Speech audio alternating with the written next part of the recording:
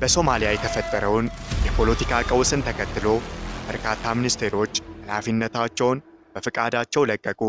የትኞቹ ሚኒስቴሮች ናቸው የለቀቁት የሚለውን ዝርዝር መረጃዎችንም ይዘናል።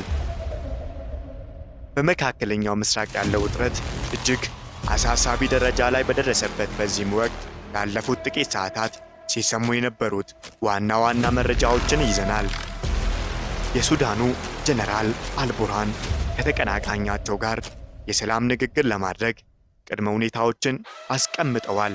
ነጥቦቹ ምን ናቸው የሚለውን አብረን ምንዳስሰው ይሆናል። አብራችሁን ቆዩ።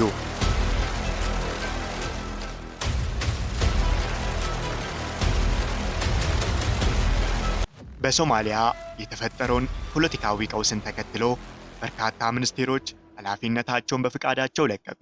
በያዝነው ሳምንት በሶማሊያ ውስጥ ከፍተኛ የፖለቲካ ውጥረት መፈጠሩን መዘገቡ ይታወሳል። ይህንን ውጥረት ተከትሎም የሳውዝ ዌስት ግዛት አስተዳደር ከፌዴራል መንግስት ጋር ያለውን ግንኙነት ማቋረጡን ይፋ አድርጓል። በአሁኑ ደግሞ በርካታ የፌዴራል መንግስት ሚኒስቴሮች በፈቃዳቸው ስራ መልቀቂያ ማስገባታቸውም ተሰምቷል። እነዚህ ሚኒስቴሮች የሳውዝ ዌስት ግዛት ተወካዮች ናቸው። ከለቀቁት ውስጥ የዓሳና የውሃ ሀብት ሚኒስቴር ዴኤታ፣ የፕላን ኢንቨስትመንትና ኢኮኖሚ ልማት ምክትል ሚኒስቴር፣ የውጭ ጉዳይ ምክትል ሚኒስቴር፣ የአካባቢ አየርና የአየር ንብረት ለውጥ ምክትል ሚኒስቴርና የኢነርጂ ምክትል ሚኒስቴር እንደሚገኙበት ኢራን ኒውስ ዘግቧል። ሚኒስቴሮቹ ስራ መልቀቃቸውን በሚገልጸው ደብዳቤያቸው ላይ የፌዴራል መንግስቱ በ2012 የወጣውን ጊዜያዊ ሕገ መንግስትን በመጣስ በሳውዝ ዌስት ግዛት ጉዳይ ጣልቃ እየገቡ መሆናቸውን አስታውቀዋል። እንዲሁም የፌዴራል መንግስቱ በግዛቱ አቅራቢያ የጦር ኃይል እያሰፈረ በመሆኑ ይህም ስጋት እንደፈጠረበት ጠቅሶ በተጨማሪም የፌዴራሉ ካቢኔ አባላት በግዛቱ ማህበራዊ፣ ኢኮኖሚያዊና አስተዳደራዊ ጉዳዮች ትዕዛዝ የመስጠት አዝማሚያ እየታየባቸው እንደሚገኝ አስረድቷል። አያይዞም የፌዴራል መንግስቱ ማንነታቸው ለማይታወቅ ታጣቂዎች የጦር መሳሪያ በማስታጠቅ ላይ መሆኑን አስታውቋል። በመሆኑም ከፌዴራሉ ጋር ያለውን ትብብር ለማቋረጥ እንደወሰነ ገልጿል። በሶማሊያ ውስጥ የሚገኙ ግዛቶች እንዲህ አይነት ውሳኔ ሲያሳልፉ ሳውዝ ዌስት ሶስተኛው ነው። ከዚህ ቀደም ፑንትላንድና ጁባላንድ ግዛቶች ተመሳሳይ ውሳኔ ማሳለፋቸው ይታወሳል። ይህም የሶማሊያን አንድነት ሌላ አደጋ ላይ የሚጥል ነው። ጉዳዩ ላይ የፌዴራል መንግስት ይህ ዘገባ እስከተዘጋጀበት ጊዜ ድረስ ያለው ነገር የለም።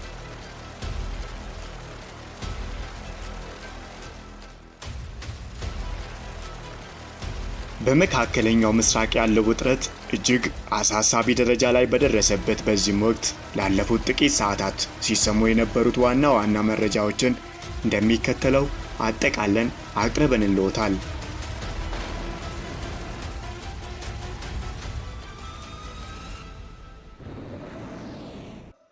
አንደኛው በቴህራን ላይ የቀጠለው ጥቃትና የፋርስ አዲስ ዓመት። ኢራን የፋርስ አዲስ ዓመት ኖሩዝ የመጀመሪያ ቀንን እየተቀበለች ባለችበት በዚህም ወቅት በዋና ከተማዋ በቴህራንና በአቅራቢያዋ በሚገኙ እንደ ካህራጅ፣ ሻራኪ፣ ኢማሃልቲና ሻሂር ሂሬይ ባሉ አካባቢዎች ላይ የአየር ጥቃቶች መቀጠላቸው ተዘግቧል። ሁለተኛ፣ የኢራን ሚሳኤሎች ዲየጎ ጋርሲያን ኢላማ አደረጉ።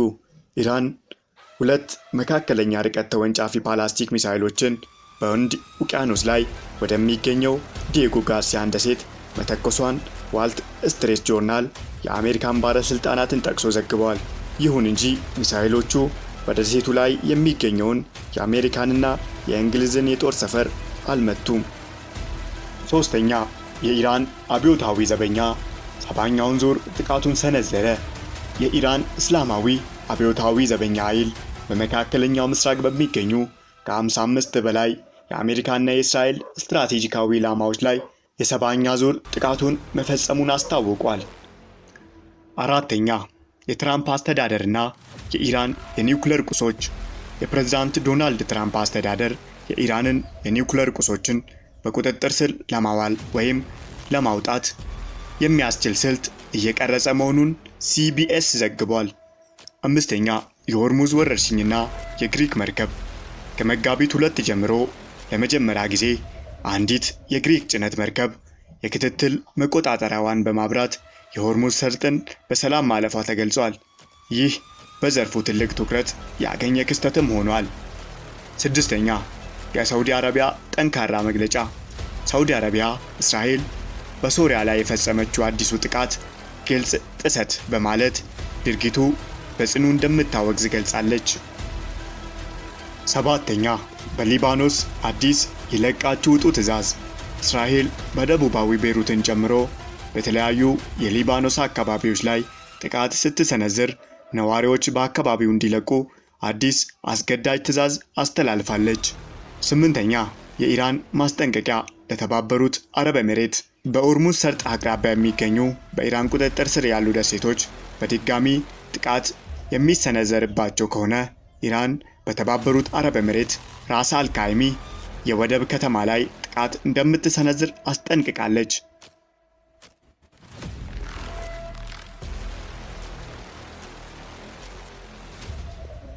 ጀነራል አልቡርሃን ከተቀናቃኛቸው ጋር የሰላም ንግግር ለማድረግ ቅድመ ሁኔታዎችን አስቀመጡ። የሱዳን ወታደራዊ መሪ የሆኑት ሌተናል ጀነራል አብዱል ፈታህ አልቡርሃን ከተቀናቃኛቸው ፈጥኖ ደራሽ ኃይል ጋር የትኛውንም አይነት የሰላም ንግግር የሚያደርጉት ያስቀመጧቸውን ቅድመ ሁኔታዎች ሲሟሉ ብቻ መሆኑን አስታወቁ። ጀነራሉ ይህንን የገለጹት የኢድ አልፈጥሪ ባህልን በማስመልከት ለሕዝባቸው ባደረጉት ንግግር ነው። በዚህ ንግግራቸው አመራራቸው ሐቀኛ በሆኑ የሰላም ተነሳሽነቶች ላይ ለመሳተፍ ፈቃደኛ መሆኑን ገልጸው፣ ይሁንና እነዚህ ተነሳሽነቶች የችግሩን ምንጭ መሰረት ያደረጉና ዳግመኛ ግጭት እንደማይመጣ የሚከላከሉ መሆን እንዳለባቸውም አሳስበዋል። ጦርነቱን ለማስቆም የሽምግልና ጥረት የሚያደርጉ አካላት ከዚህ ቀደም በሱዳን መንግስት ሲቀርቡ የሰላም እቅዶችን ግምት ውስጥ ማስገባት እንደሚገባቸው ጥሪ አቅርበዋል። ይህም ታጣቂ ሚሊሻ ኃይል ማለትም ፈጥኖ ደራሽ ኃይሉ በሱዳን ፖለቲካም ሆነ ወታደራዊ ጉዳዮች ውስጥ ምንም አይነት ሚና እንዳይኖረው የሚያስችል መሆኑን የጠቀሱት አልቡርሃን የሽምግልና ጥረቶች ይህንን መሰረታዊ ሐሳብ ማካተት እንዳለባቸው አስታውቀዋል። ፈጥኖ ደራሽ ኃይሉም የጦር ወንጀለኛና ጂኖሳይድ የፈጸመ ነው በማለት በሱዳን ውስጥ ምንም አይነት ቦታ እንደማይኖረው ገልጸዋል። ሌተናል ጀነራል አልቡርሃን በዚህ ንግግራቸው በሱዳን ሰላም ለማምጣት በሚል የተመሰረተውን የአራትዮሽ የሽምግልና ቡድን እንደማይቀበሉትም አስታውቀዋል። የአራትዮሽ ቡድን ውስጥ አሜሪካ፣ ግብፅ፣ ሳውዲ አረቢያና ዩናይትድ አረብ ኤሚሬት የተካተቱበት ሲሆን አልቡርሃን በንግግራቸው ዩናይትድ አረብ ኤሚሬት ከዚህ ውስጥ መውጣት እንደሚገባት አሳስበዋል። ጨምረውም የትኛውም አይነት የተኩስ አቁም ከመደረጉ በፊት ተቀናቃኛቸው ፈጥኖ ደራሽ ኃይል አሁን ከያዛቸው አካባቢዎች ለቆ መውጣት እንዳለበትና ታዋጊዎቹም ትጥቃቸውን መፍታት እንደሚገባቸው ገልጸዋል። እንዲሁም ሰላም ንግግር የሚደረግ ከሆነ ጦርነትን በማቆም ላይ ብቻ ሳይሆን አጠቃላይ ፖለቲካዊ ጉዳዮች ላይ እንዲሆን ቅድመ ሁኔታ ያቀረቡት አልቡርሃን የሰላም ንግግሩም በቀነ ገደብ የታጠረ መሆን እንዳለበት አሳስበዋል።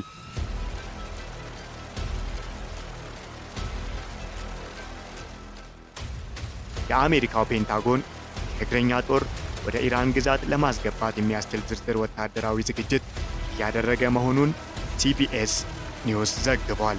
ፕሬዝዳንት ዶናልድ ትራምፕ በአሜሪካ እስራኤልና ኢራን መካከል ባለው ግጭት ዙሪያ ቀጣይ እርምጃቸውን እየመዘዙ ባሉበት በዚህ ወቅት ከፍተኛ ወታደራዊ አዛዦች እግረኛ ጦርን የመጠቀም አማራጭ እንዲዘጋጅ ጥያቄም አቅርበዋል።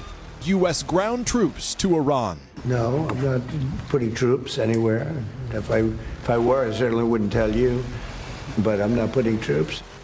ፕሬዝዳንት ትራምፕ ትናንት በኦቫል ኦፊስ በሰጡት መግለጫ እግረኛ ጦር በየትኛውም ቦታ አላሰማራም ቢሉም ቀጥለውም ባሰማራም እንኳን እናንተ ለጋዜጠኞች አልነግራችሁም በማለት ጉዳዩን በምስጢር ይዘውታል።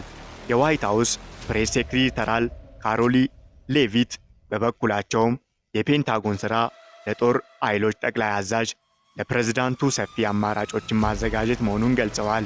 ይህም ማለት ደግሞ ፕሬዝዳንቱ የመጨረሻ ውሳኔ አስተላልፈዋል ማለት እንዳልሆነ አስረድተዋል። እንደ ዘገባውም ከሆነ ወታደራዊ ዝግጅቱ የአሜሪካ እግረኛ ጦር ወደ ኢራን ከገባ ሊማረኩ የሚችሉ ኢራን ወታደሮችና ሚሊሻዎችን የት እንደሚቀመጡና እንዴት እንደሚታዘዙ የሚገልጹ እቅዶችን ጭምር ያካተተ ነው። ለአብነትም የአሜሪካ 82ኛው የአየር ወለድ ክፍለ ጦር እና የባህር ኃይል ፈጣን ደራጅ ክፍሎች ወደ መካከለኛው ምስራቅ ለመንቀሳቀስ በመዘጋጀት ላይ ናቸው።